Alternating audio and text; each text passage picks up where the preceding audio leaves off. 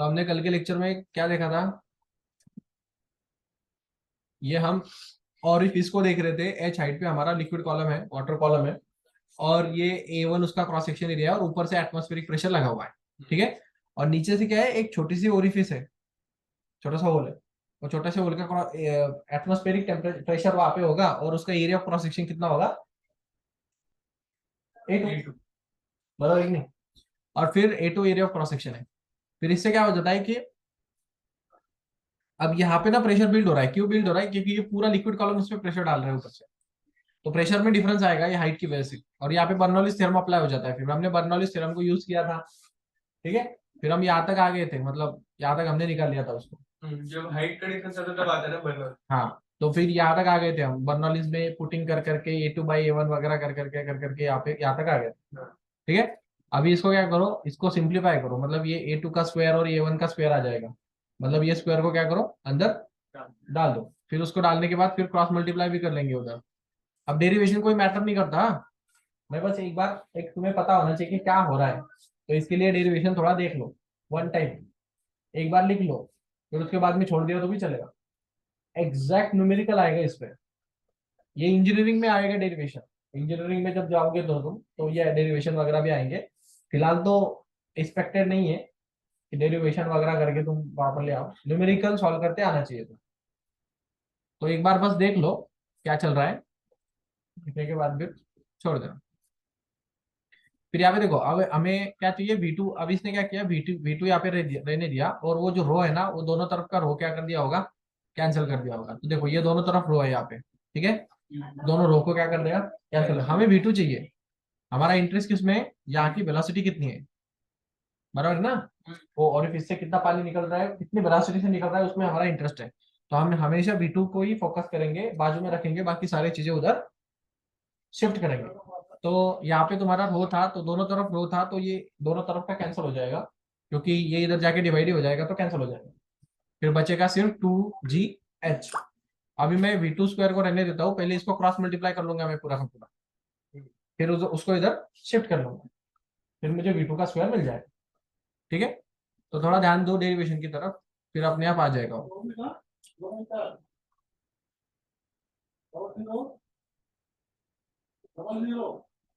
तो देखो यहाँ पे एक चीज और नोटिस करने जैसी है, कि एरिया ऑफ क्रॉस सेक्शन जो है दोनों चीजों का, जैसे तुम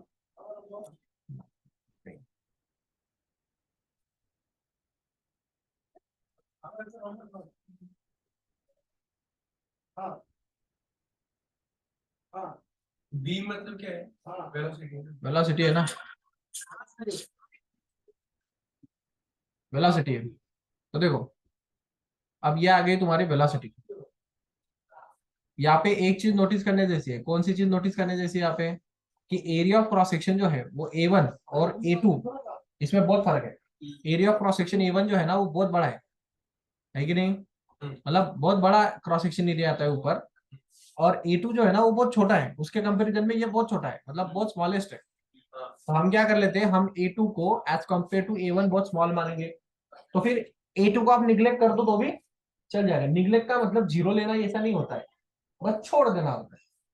फॉर्मूले से उसको छोड़ दो, तो फॉर्मूले से उसको छोड़ देंगे तो क्या हो जाएगा। अब देखो, अगर न्यूमिनेटर लगभग निग्लिजिबल है, तो ये फ्रैक्शन ही कुछ काम का नहीं रहता है फिर। अगर न्यूमिनेटर ही बहुत छोटा हो जाता है, तो फिर डिनोमिनेटर उसको और छोटा कर देगा, समझे क्या। क्योंकि डिवीजन तो उसको और छोटा करेगा ना, और पहले से ही वो बहुत छोटा था, तो उससे वो ले या ना ले, उससे कोई बहुत ज्यादा डिफरेंस नहीं पड़ता है, तो आप उसको इलिमिनेट कर सकते हो। तो फिर आप क्या कर दो, ये इलिमिनेट कर दो इसको। इलिमिनेट क्यों किया मैंने इसको, क्योंकि वो A2 बहुत छोटा था, तो वो न्यूमिनेटर छोटा होने की वजह से सब कुछ इलिमिनेट हो जाएगा। फिर बचेगा क्या, सिर्फ वन, वो नहीं बचेगा ना। तो 1 इंटू V2 स्क्वायर मतलब V2 स्क्वायर, बराबर है कि नहीं। तो ये V2 स्क्वायर आ गया, और ये 2GH आ गया यहाँ पे। इसका कोई प्रॉब्लम अभी। और अगर मुझे V2 चाहिए होगा, तो उसका आएगा स्क्वायर रूट ऑफ 2GH। हमें आउटपुट में ये फॉर्मूला चाहिए। बहुत आसान सा फॉर्मूला है, डेरिवेशन बहुत लंबा है, तो डेरिवेशन लाने की चांसेस बहुत कम है। आया तो हमें आना चाहिए, बर्नौलीज थ्योरम वगैरह यूज करके निकालना पड़ेगा। तो एक बार बस लिख के प्रैक्टिस कर लो, लिखने के बाद फिर बाद में बहुत ज्यादा फोकस करने की जरूरत नहीं है, न्यूमेरिकल पे फोकस, ठीक है। ये तो न्यूटन लॉ में भी है ना वेलोसिटी। हाँ फ्री फॉल। वही तो था ना। फिर हाँ। टॉर्सिली ने क्या बोला था?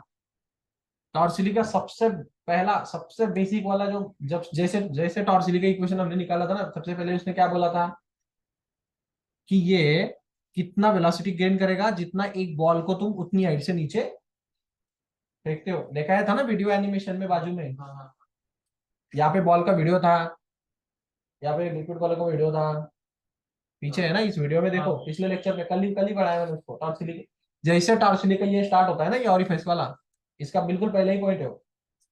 तो अगर हम सेम हाइट से एक बॉल को अगर थ्रो करेंगे ना नीचे, मतलब ऐसे फ्री फॉल कर देंगे, तो इसमें जितनी वेलोसिटी आएगी उतनी ही वेलोसिटी आके होती है। तो उसमें कितनी वेलोसिटी आती थी? स्क्वायर रूट ऑफ 2gh, हम्म।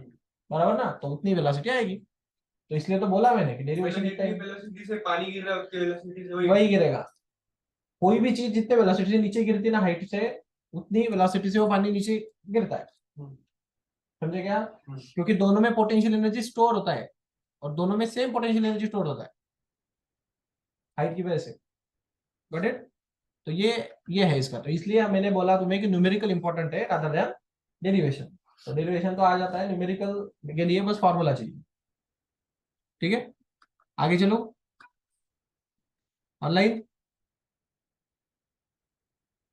हो यस। तो देखो अभी इसके ना एप्लीकेशन देखो तुम, बर्नौलीज के और टॉर्सिली इक्वेशन के एप्लीकेशन देखो तुम। एप्लीकेशंस में बहुत इंपॉर्टेंट चीजें हैं। और फिलहाल तो वो होल में से कितने वेलोसिटी से पानी गिरेगा बोलता है। वही तो बोला ना अभी, हाँ। Square root of 2gh, 2gh, इतने वेलोसिटी से पानी आएगा। उसमें सिर्फ एक ही चीज है, हाइट। बाकी कोई चीज मैटर नहीं करती। ठीक है, कितनी हाइट पे वो मैटर करता है। बाकी डेंसिटी बदले, कुछ भी बदले, कोई कोई मतलब नहीं है उससे। और एक्सेलरेशन ड्यू टू ग्रेविटी। अब अर्थ पे ही करने वाले हैं ना तुम जो भी चीज करोगे वो, ठीक है ना? तो फिर अर्थ पे ही जो रहेगा वो, तो acceleration due to gravity change होने के चांसेस बहुत कम हो रहते हैं। तो बस चेंज होने के चांसेस किससे रहते हैं? हाइट के रहते हैं। तो बस हाइट ही चेंज होगा। अब इसको बोलते हैं वेंचुरी मीटर। ऑनलाइन आवाज येतोय का रे? माझं इंटरनेट अनस्टेबल व्हायला लागलंय. बाहेर येते. हॅलो ती नाही ती वरती त्याच्यामुळे पडलं कोणी. Hello hello. तो क्रॅक आवाज. क्रॅक होतोय ना?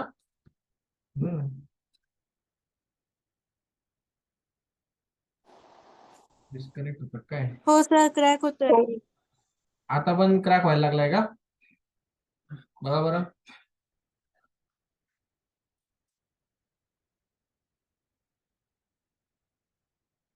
Hello hello hello. आवाज येतोय का रे? हॅलो. हो सर. आता क्लिअर आहे का अडकतोय तरी पण? क्लिअर आहे सर. ठीक आहे ठीक आहे. तर इंटरनेट कनेक्शन अनस्टेबल झालं होतं मला. तुम्हाला स्क्रीन दिसते का आता? बघा बरं. हम्म. परत अनस्टेबल झालं ते. हो सर दिसतंय. हा ठीक आहे. मग हा व्हेंचुरीमीटर नावाचा एक डिव्हाइस असतो बघा. याचं काय काम असतं? याचं काम असतं प्रेशर डिफरन्स मेजर करणं. काय काम असतं? प्रेशर डिफरेंस को मेजर करता है ये. ठीक है, बहुत इंपॉर्टेंट डिवाइस है ये. जहां जहां पे तुम्हें पाइपलाइन दिखती है ना, आप जैसे अभी देखो तो औरंगाबाद, पैठण से औरंगाबाद में आते टाइम एक बहुत बड़ी पाइपलाइन लगती है, देखा ये लोग बाजू में। तो कौन सी पाइपलाइन है वो? औरंगाबाद के लिए पानी आता है, वहां से सप्लाई होता है। हाँ, तो फूटते रहते हो। तो उसके ना बीच बीच में जैसे 500 मीटर या 600 मीटर डिस्टेंस पे ना, ये ऐसे ऊपर ऐसे कुछ तो भी रहता है, ऐसे पाइप निकला हुआ, देखा होगा ऐसे पाइप निकला हुआ रहता है, और यहाँ से पानी थोड़ा लीक होते रहता है कभी कभी, है ना? हाँ, तो इधर ना, इधर वेंचुरीमीटर लगाते हो तो ऐसे थोड़ा ऊपर। वो क्यों लगाते हो? बीच बीच में रहता है वो, 500-600 मीटर डिस्टेंस के बीच में हर एक पाइपलाइन में रहता है। जो बड़ी वाली पाइपलाइन रहती है ना, उसमें हर जगह पे 500-600 मीटर, 1 किलोमीटर के बीच में एक वेंचुरीमीटर लगाया हुआ रहता है हर जगह पे। तुम जाते देखो तो तुम्हें पिकअप हो जाएगा। तो ये वेंचुरीमीटर क्यों लगाते हो पता है क्या? वो हर जगह पे पाइप का प्रेशर मेजर करते रहते हैं। अगर समझो कहीं पे पानी लीक हो रहा है, तो उनको पता नहीं चलता ना फिर कहाँ पे हो रहा है। पाइप तो अंडरग्राउंड रहता है। बहुत बार क्या होता है, पाइपलाइन अंडरग्राउंड रहती है, तो अंडरग्राउंड में थोड़ी ना जमीन में जाके देखेंगे कि कहाँ पे लीक हो रहा है। तो उनको ना, अब ये बहुत बड़ी वाली पाइपलाइन है समझो, तो इन्होंने क्या किया कि हर 1 किलोमीटर पे एक वेंचुरीमीटर लगा दिया, बराबर है? अब पाइपलाइन का प्रॉब्लम क्या है, ये बहुत दूर से आती है, मतलब ये किलोमीटर तक, बहुत किलोमीटर तक ट्रैवल करता है, ये 50 किलोमीटर 60 किलोमीटर तक ट्रैवलिंग रहता है वो पाइपलाइन का। तो अगर यहाँ से पानी कम आ रहा है, मतलब यहाँ पे डिस्चार्ज क्या हो गया, कम हो गया, तो इसका मतलब पाइपलाइन में कहीं पे तो भी प्रॉब्लम है ना। अगर पाइपलाइन ऊपर रही तो दिख जाता है, नीचे रही तो जमीन के अंदर नहीं दिखता है। फिर तो फिर कैसे पता चला है उनको कि पूरी पाइपलाइन थोड़ी ना चेक करने वाले हो। तो फिर वो क्या करते हैं, ये हर जाके वेंचुरीमीटर पे रीडिंग लेंगे, समझे क्या। और जिस वेंचुरीमीटर पे प्रेशर डिफरेंस कम ज्यादा हो जाएगा, प्रेशर में डिफरेंस कम ज्यादा हो जाएगा, उस सेक्शन में प्रॉब्लम है, समझे क्या। ऐसे पता चलता है। तो वो किस जगह पे प्रॉब्लम होगा ये ढूंढने के लिए बहुत इंपॉर्टेंट डिवाइस है ये वेंचुरीमीटर। और ये वेंचुरीमीटर काम करता है बर्नौलीज के प्रिंसिपल पे। तो ये बेसिकली क्या काम करेगा, प्रेशर के डिफरेंस को मेजर करेगा, यहाँ पे कितना प्रेशर है और यहाँ पे कितना प्रेशर है, इसके डिफरेंस को मेजर करेगा। और प्रेशर डिफरेंस अगर कम या ज्यादा हो जाता है तो अपने आप फ्लो कम ज्यादा हो रहा है, तो मतलब अंदर कहीं पे तो भी लीक हो रहा है, तो लीकेज को ढूंढेंगे फिर आप। तो फिर पूरी पाइपलाइन को चेक करने की जरूरत नहीं पड़ती। तो वेंचुरीमीटर बहुत इंपॉर्टेंट डिवाइस है। तो या इसका स्ट्रक्चर कैसे होता है देखो, अब ये वेंचुरीमीटर काम कैसे करता है, एक मिनट। हेलो, हाँ एक मिनट, हाँ बोला सर। ते ऍक्च्युली तो नंबर जो आहे ना तो पीपीएफ अकाउंटचा, तो नंबर चेंज करून टाका ना प्लीज, म्हणजे काय ते कार्ड आता बंद पडून जाईल, म्हणजे माझा नंबर लावून टाकायचा आहे त्याला।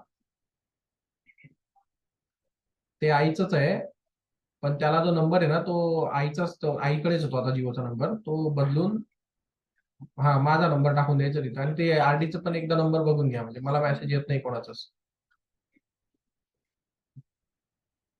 हा माझा नंबर आणि ते आ- माझा का, हॅलो, नाही नाही, शेवटी 4600 आहे माझ्या नंबरला, तो नंबर लावायचा आहे। हो, आणि सर ते एमएसएमई ते महिला सेव्हिंग सर्टिफिकेटचं नाही का, तर त्याचं मग कसं करायचं, ते कॅश द्यावी लागेल का त्याला। हा, हम्म, बरं मग मी सेव्हिंगला जमा करून टाकतो, आणि मग ते करू आपण नंतर। पहिले नंबरचं बघून घ्या, कारण तो नंबर बंद पडून जाईल, कोणाचा प्रॉब्लेम होऊन जाईल आपल्याला। 4600, हो हो हो। आणि हॅलो, ते त्यांचे ते काय बरं, ते किसान सन्मान निधीचं पैसे आलेले आहेत कोणत्या तरी अकाउंटमध्ये, तर नेमके कोणत्या अकाउंटमध्ये आले ते माहित नाही त्यांना, तर ते युनियनचं अकाउंट जरा चेक करून घ्याल का।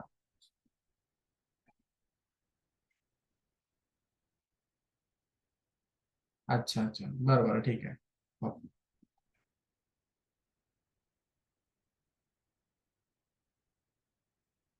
बरं बरं ठीक आहे बघतो मी, हो दुसरं, हो हो हो हो, चालेल, थँक्यू। हा,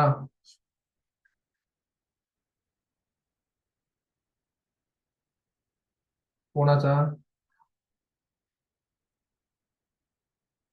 तुझं, तुझ्याकडे नाही का।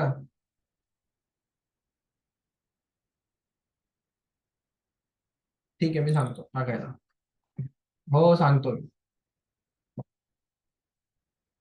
वहिनी, वहिनी, हेमांगी,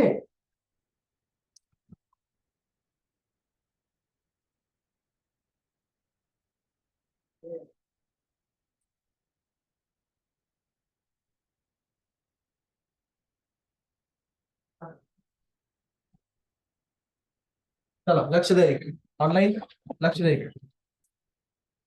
हॅलो, हॅलो, असं हा लक्ष द्या इकडे, हा ठीक है। सो आता बघा, सो इन वेंचुरीमीटर, वेंचुरीमीटर में क्या होता है, यहाँ पे दो टाइप की ट्यूब रहती है, देखो ये एक ट्यूब है और ये एक ट्यूब है, ठीक है ना। तो ये तो बाद में की बात है, इसमें कोई प्रॉब्लम नहीं है हमें।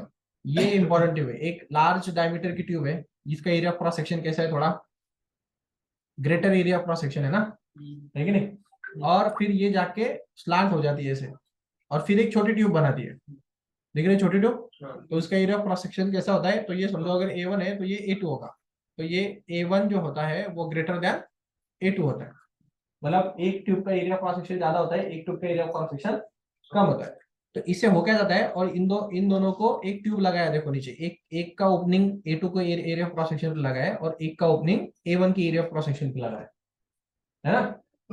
तो अब यहाँ पे बहुत इंपॉर्टेंट चीज है, इसके अंदर एक लिक्विड रहता है, लिक्विड जनरली मर्क्यूरी रहता है। तो हर एक अलग अलग यूज करते हैं मतलब मेंचुरीमीटर में। तो लिक्विड कुछ भी हो सकता है, बस हाई डेंसिटी लिक्विड रहता है। क्या? हाँ, मतलब डेंसिटी उसका क्या रहता है, ज्यादा रहता है। मर्क्यूरी जनरली यूज करते लोग, कुछ भी दूसरा भी हो सकता है, ऑयल हो सकता है, कुछ भी हो सकता है। ठीक है, ऑयल की कम रहती कौन सा ऑयल? नहीं, वो वाला ऑयल नहीं, दूसरा हाई डेंसिटी ऑयल। ठीक है, तो अब ना यहाँ पे सबसे इंपॉर्टेंट चीज क्या है, देखो इसका प्रेशर डिफरेंस हमें दिखेगा, प्रेशर कम ज्यादा हो जाएगा। किसकी वजह से? एरिया की वजह से। अब ये कम ज्यादा क्यों हो रहा है, देखो यहाँ पे लिक्विड दिखाया उसने, वीडियो की तरफ ध्यान दो, फिर मैं इलाबोरेट कर देता हूँ। ये देखो एरिया ऑफ क्रॉस सेक्शन दिखा रहा है, इसका एरिया ऑफ क्रॉस सेक्शन कैसा है, बड़ा है। और ये दूसरी जो ट्यूब है वो कॉन्वर्ज करके आई है, उसमें से फ्लो जाते टाइम कैसे होता है, ये फ्लो ऐसे जाते टाइम इस ट्यूब में से आगे आगे जाता है। ठीक है, और फिर ये दोनों का ओपनिंग यहाँ पे, और एक दूसरा कुछ तो भी हाई डेंसिटी लिक्विड हमने यहाँ पे पुटअप किया है। तो अब ना एक ये नीचे ज्यादा दिख रहा है और ये ऊपर ज्यादा दिख रहा है, ऐसे क्यों दिख रहा है पता है क्या तुम्हें? इसका पीछे सबसे बड़ा रीजन रहता है प्रेशर डिफरेंस। मैं थोड़ा पहले ही बता देता हूँ, वीडियो में बाद में दिख जाएगा। ठीक है, तो क्या होता है, जितना एरिया ज्यादा रहता है ना, उतना प्रेशर भी ज्यादा रहता है। कमी राहील ते ते मेकॅनिकलचं झालं, फ्लुइड मध्ये विषय वेगळा आहे, कळलं का? हा, फ्लुइड मध्ये विषय कसा असतो, हे जसं निमुडतं होतं की नाही, हे फ्लोईंग फ्लुइड आणि स्टॅटिक फ्लुइड याच्यामध्ये फरक असतो। स्टॅटिक फ्लुइड मध्ये तुम्हाला ते मागचे जे रूल आहेत ना प्रेशरचे, ते अप्लाई होतात। तो एरिया क्रॉस सेक्शन अगर छोटा रहा बड़ा होगा तो उसकी बात है। लेकिन जब फ्लोइंग फ्लुइड रहता है ना, फ्लोइंग फ्लुइड का मतलब समझते हैं ना काइनेमेटिक्स में, तो डायनामिक काइनेमेटिक्स और स्टैटिक के कैलकुलेशन डिफरेंट डिफरेंट रहते हैं। स्टैटिक अलग चीज होती है, हाइड्रोस्टैटिक अलग चीज है, हाइड्रोडायनामिक्स अलग चीज है। डायनामिक का पार्ट है ये, स्टैटिक का नहीं। स्टैटिक में रहना तो फिर वो प्रेशर का फॉर्मूला वर्क करता है, कौन सा वाला? Pressure is equal to force applied divide by cross section area. ये कब का फॉर्मूला है? स्टैटिक वाला। स्टैटिक मतलब जब फ्लूइड रेस्ट में होगा तब की बात है वो। लेकिन अगर फ्लूइड डायनामिक है, मतलब फ्लो हो रहा है, तो फिर ये वर्क नहीं करता, फिर ये उल्टा हो जाता है डायनामिक में। ठीक है, हाँ, उसके पीछे काइनेमेटिक्स और डायनामिक्स का रिलेशन है, वो अभी फिलहाल है नहीं तुम्हें, वो बहुत आगे चल के प्रॉपर्टीज में आता है उसके। मतलब फ्लूइड जो होता है ना, वो एबनॉर्मल प्रॉपर्टीज बिहेव करता है जब वो डायनामिक और काइनेमेटिक्स में होता है, और स्टैटिक में होता है तब अलग अलग प्रॉपर्टीज बिहेव करता है। जैसे लाइट का होता है, कभी पार्टिकल होता है, कभी वेव होता है। तो वो क्यों होता है वो तो नहीं पता, लेकिन होता है ये तो कंफर्म। समझे क्या? मतलब साइंस का कैसा है, हमने क्रिएट नहीं किया साइंस को, हमने बस समझ लिया है साइंस को। दोनों में फर्क होता है ना, साइंस क्रिएट करना अलग चीज है, तो हम उसको रिसर्च बोलते हैं। रिसर्च क्यों? बस समझ रहे हैं, उसको सर्च कर रहे हैं। तो जो हो रहा है उसको बस हम समझ सकते हैं, उसके ऊपर कुछ नहीं कर सकते। लाइट पार्टिकल भी वेव भी होता है, होता है, क्या करें अभी उसको? कुछ नहीं कर सकते। तुम ऐसे नहीं बोल सकते कि मैं पार्टिकल छोड़ दूंगा फिर वेव भी बनाऊंगा उसको, ऐसा नहीं हो सकता। वो होता है तो होता है। तो कुछ कुछ चीजें है ना जो नेचुरल नेचुरल फेनोमेनॉन्स है, वो उस तरह से बिहेव करती है। अब क्वांटम फिजिक्स में भी वही दिक्कत है, पूरे तुम्हारा जो पूरा फिजिक्स है ना ऊपर का, वो पूरा फिजिक्स फेल हो जाता है क्वांटम में।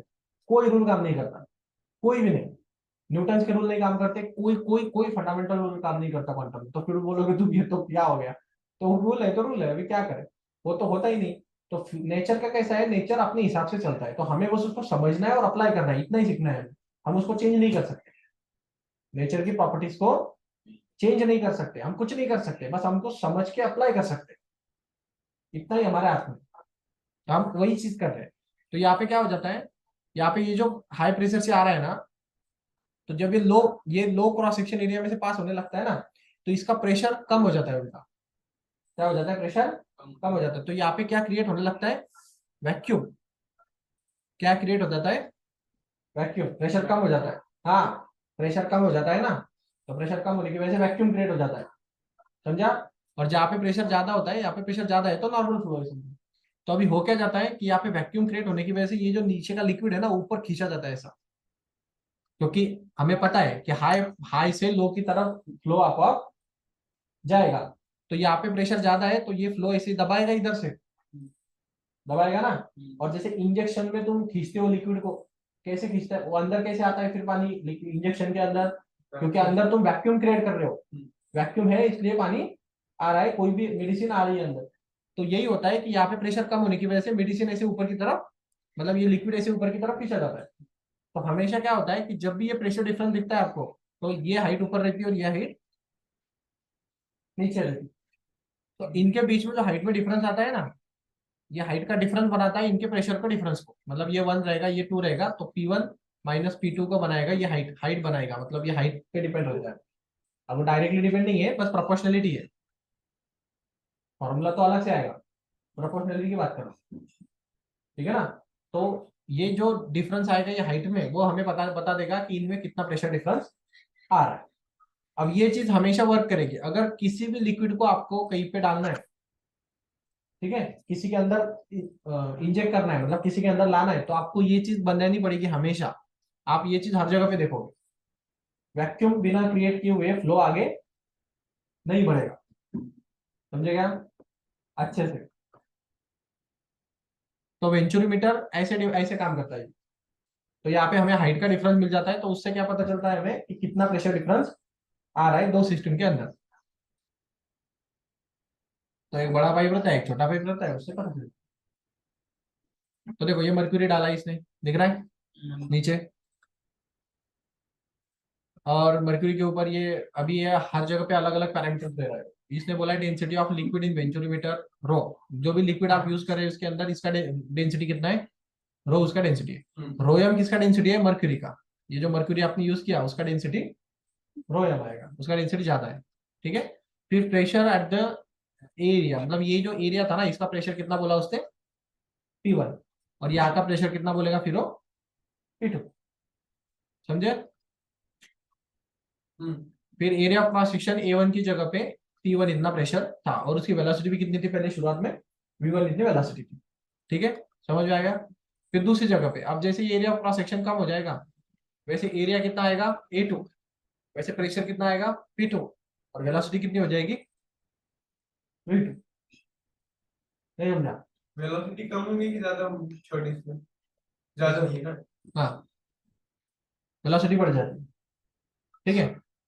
तो फिर अभी देखो ये ऐसे वेलोसिटी से जा रहा था, तो यहाँ पे ज्यादा प्रेशर होने की वजह से ये दब गया, और यहाँ से कम प्रेशर होने की वजह से ऊपर चला गया, ठीक है।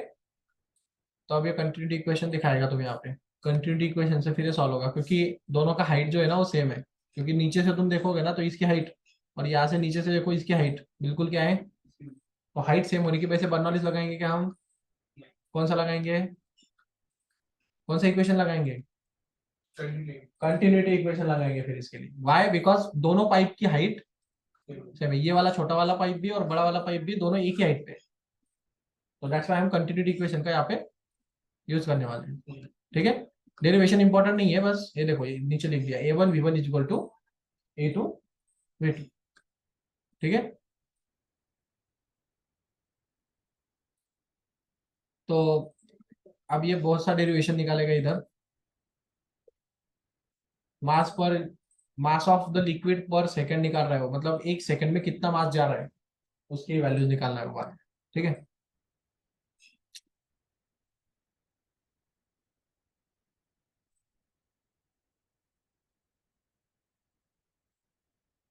डेरिवेशन लिया है वो, हाँ देखो इधर।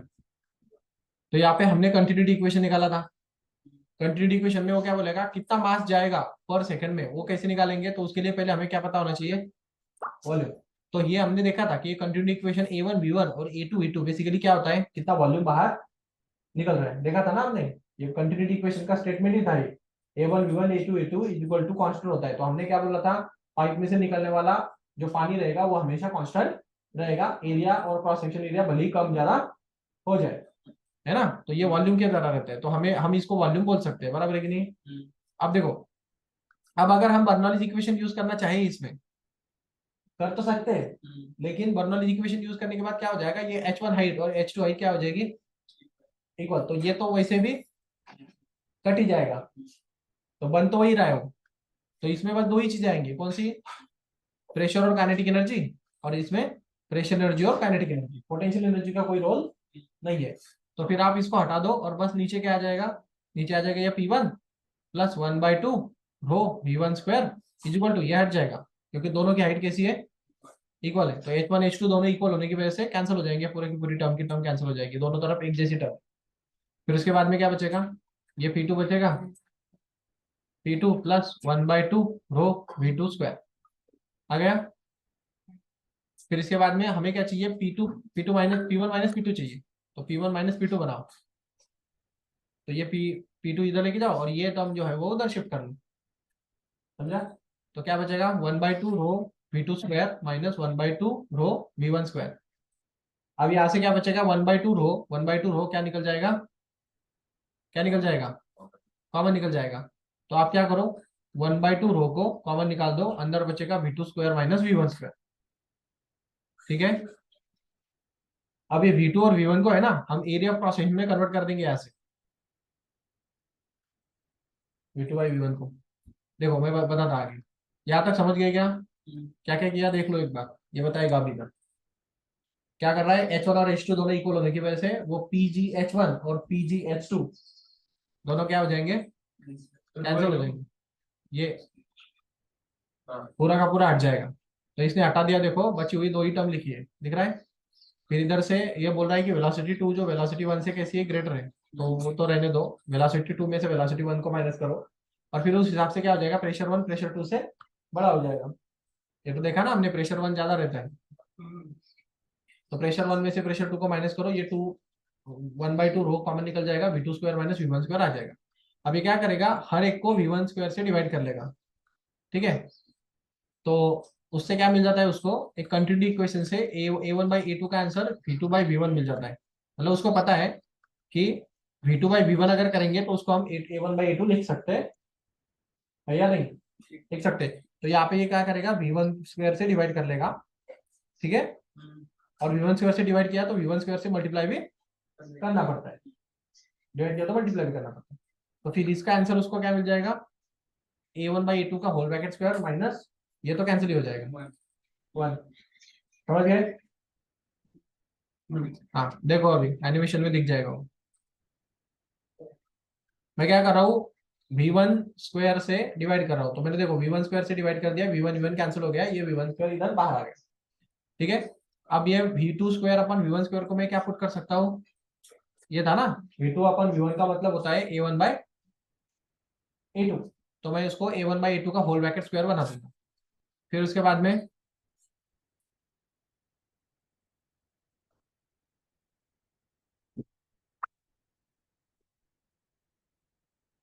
हमारे पास दो चीजें हैं, देखो एक तो ये हो गया फॉर्मूला, a1/a2 का whole bracket square minus 1 into rho into v1 का स्क्वायर डिवाइड बाय 1/2 अभी जो निकाला आपने। और दूसरा फॉर्मूला हमें यहाँ से मिलेगा, प्रेशर डिफरेंस। अब दो एक एक हाइट पे है ना ये, है कि नहीं, तो प्रेशर डिफरेंस कितना रहता है हाइट का, तो रो जी एच के इतना रहता है, कितना रहता है, रो जी, लिक्विड कॉलम का प्रेशर डिफरेंस, तो लिक्विड कॉलम का प्रेशर डिफरेंस रो जी एच रहता है। तो हम बोलेंगे इन दोनों के बीच में जो प्रेशर डिफरेंस आएगा वो रो मतलब किसका, मर्क्यूरी का, और ये जी और एच ये कहाँ से निकला पता है क्या, ये हम बोलेंगे कि ये जो प्रेशर डिफरेंस रहेगा ना वही ये हाइट को बनाएगा। कोई डाउट है क्या इसमें, हाँ, जितना प्रेशर डिफरेंस ज्यादा उतनी हाइट भी ज्यादा। अब ये हाइट के अंदर जितना प्रेशर बिल्ड होगा, मतलब यहाँ का प्रेशर और यहाँ का प्रेशर, इसमें जो डिफरेंस आएगा ना वही एक्चुअल में प्रेशर डिफरेंस होगा। तो लिक्विड कॉलम के प्रेशर डिफरेंस कैसे निकालते हैं, ये तो मर्क्यूरी का लिक्विड कॉलम है ना, ये मर्क्यूरी का लिक्विड कॉलम का प्रेशर रो जी एच होता है। तो रो किसका लोगे तुम, मर्क्यूरी का ना, मर्क्यूरी के लिक्विड कॉलम की बात चल रही है। हाइट कौन सी, ये वाली हाइट छोटी, वो डिफरेंस वाली, और जी एक्सेलरेशन ड्यू टू ग्रेविटी, तो ये हो गया। अब दोनों किसकी बात कर रहे हैं, प्रेशर डिफरेंस की बात कर रहे हैं, तो दोनों के लेफ्ट साइड सेम है तो राइट भी सेम ही हो गया ना।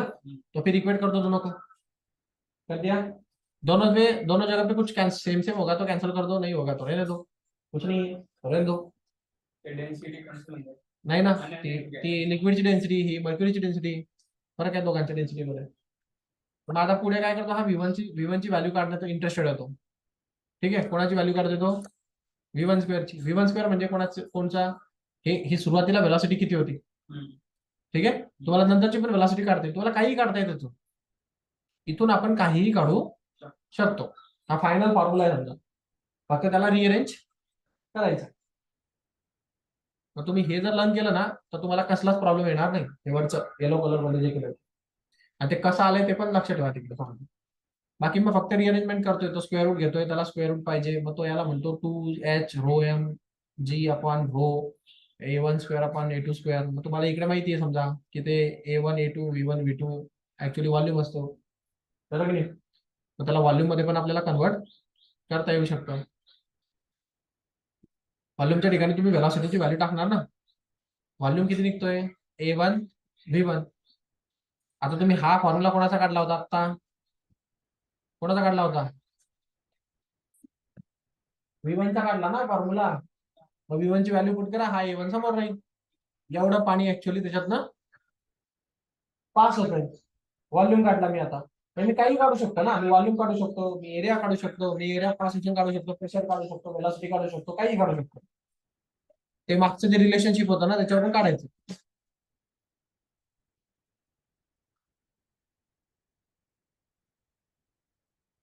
आता व्हॅल्यू घेऊन पुटअप केले त्यांनी, तर क्रॉस क्रॉस मल्टिप्लाय करून घेतलं याला, ठीक आहे. आणि हा A2 स्क्वेअर आहे ना तो वरती घेऊन टाकेल तो, आणि A2 स्क्वेअरला बाहेर काढून टाकेल. कळलं का. तो A2 स्क्वेअर बाहेर निघून जाईल, A2 होऊन जाईल. मग त्याला हा शेवटी फॉर्म्युला भेटतो व्हॉल्यूमचा. काय भेटतो त्याला फॉर्म्युला. हॅलो,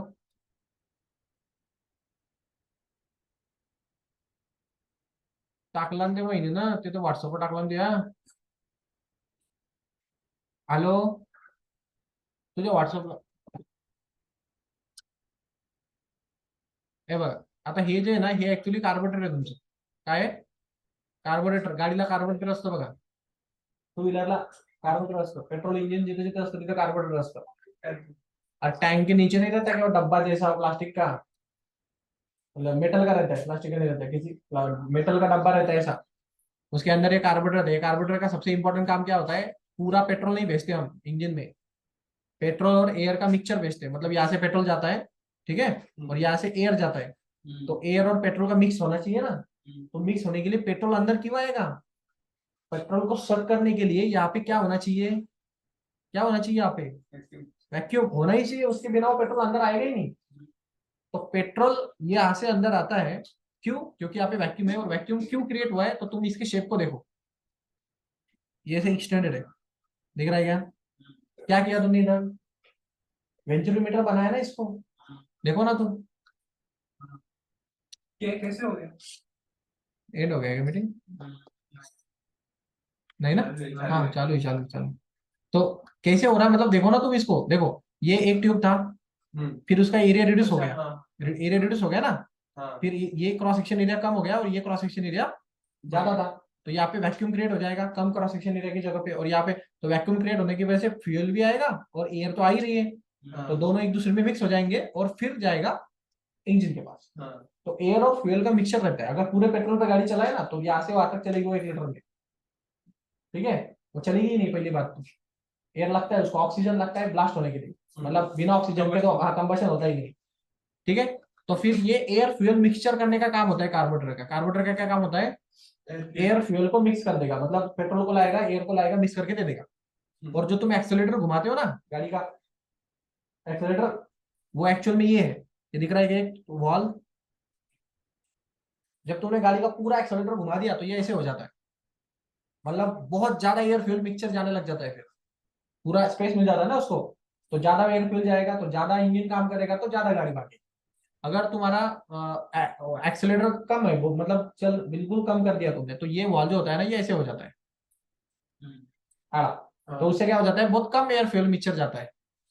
तो उससे गाड़ी तो धक धक धक धक करती रहती, बस चालू रहती, बंद नहीं होती लेकिन चालू रहती, लेकिन भागेगी नहीं.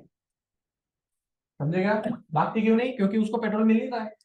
तो ये जो तुम्हारा एक्सेलेरेटर होता है ना वो ये एक्चुअल में ये वॉल है. तुम जितना एक्सेलेरेटर का यूज करोगे उतना तुम्हारा पेट्रोल कंजम्पशन बढ़ जाए. तो ट्रैफिक में हमेशा ज्यादा पेट्रोल लगता है और हाईवे पे हमेशा कम कम पेट्रोल लगता है. तो हाईवे पे तुम ज्यादा डिस्टेंस कवर करोगे कम पेट्रोल में, और ट्रैफिक में डिस्टेंस कम कवर करोगे लेकिन पेट्रोल बहुत ज्यादा लगेगा. वाई, बिकॉज ट्रैफिक में तो हमेशा क्या करते रहते हो, एक्सेलेरेटर घुमाते रहते हो. एक्सेलेरेटर घुमाने की वजह से गाड़ी अनवांटेडली पेट्रोल को ज्यादा कंज्यूम कर रही है, इसलिए ट्रैफिक में बहुत ज्यादा पेट्रोल कंजम्पशन होता है. तो जितना हो सके उतना एक्सेलेरेटर कम घुमाओ पॉसिबिलिटी, मतलब फालतू फुकट में घुमा मत उसको, पेट्रोल ज्यादा लगेगा। तो समझा? तो इसका भी एक एप्लीकेशन है यहाँ पे।